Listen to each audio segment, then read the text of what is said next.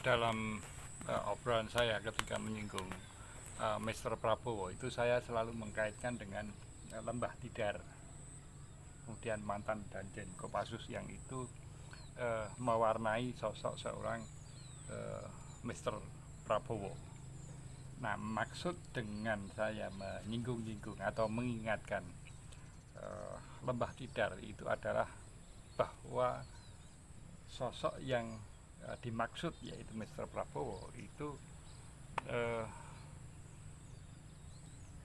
kita sebagai rakyat ya jangan pernah meninggalkan spirit yang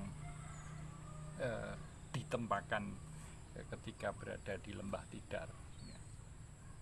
Nah, bagaimana dengan taruhlah purnawirawan yang lain yang juga pernah ditempa di Lembah Tidar? Apakah kemudian kita bisa berharap bahwa mereka punya jiwa patriotisme yang tinggi? Ya mestinya demikian. Nah, bagaimana dengan kasus misalnya yang terjadi terkait pagar laut di Tangerang, yang itu di situ terkoneksi dengan beberapa jenderal purnawirawan. Nah, ini mau tidak mau kita harus melirik kembali warisan Soekarno yang berupa Trisakti. Ini juga seringkali saya singgung, yaitu mandiri dalam ekonomi, berdaulat secara politik, dan berkepribadian dalam berbudaya. Nah, kita bisa membuat satu simulasi ketika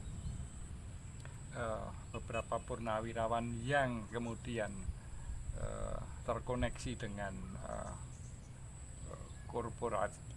korporasi raksasa itu, kira-kira kalau dengan logika trisulanya Bung Karno itu, apakah bisa dikatakan mandiri secara ekonomi sehingga kemudian menyebabkan ketidakberdaulatan secara politis? Ya, mari kita saling berimajinasi. Nah, ketika Mr. Prabowo ingin menyelesaikan masalah pagar di laut yang kemudian quote unquote berhadapan dengan juga mantan jenderal yang itu sama-sama pernah digembleng di Lembah Tidar, itu memunculkan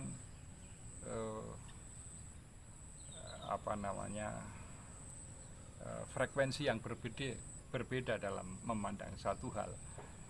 Nah, tentu coba kalau misalnya posisi itu kita balik.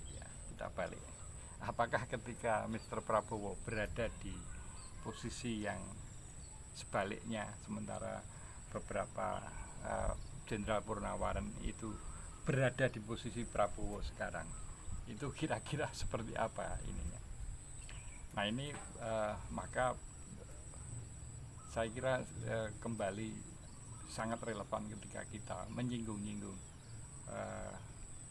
warisan Soekarno yang bernama Trisula. Saya juga tidak bosan menyebutkan berulang-ulang: mandiri dalam ekonomi, berdaulat secara politik, dan berkepribadian dalam berbudaya. Dalam skala yang lebih luas juga banyak kasusnya.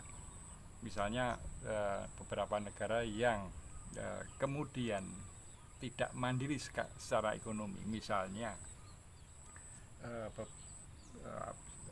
Sri Lanka, kemudian Pakistan, kemudian Venezuela, terus ada 2 negara di Afrika yang terjerat hutang dengan Cina, itu akhirnya juga tidak punya kemandirian secara politis, itu akibat tidak punya kedaulatan secara politis minimal berkurang begitu, karena masalah ketidakmandirian ekonomi, karena terjerat hutang dan seterusnya.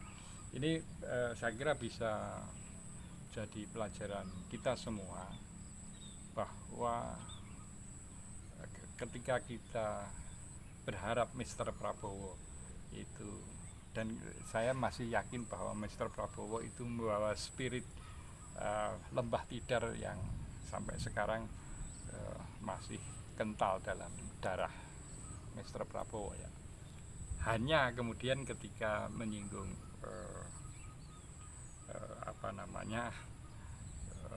Jenderal Purnawirawan yang kemudian terkait dengan terutama secara ekonomi dengan korporasi, maka ini mengurangi ya, minimal mengurangi berdaulat secara politik, karena dia tidak bisa mandiri ketika punya penilaian politik terhadap situasi yang dihadapi. Itu tidak mungkin mereka dalam tanda kutip berkhianat terhadap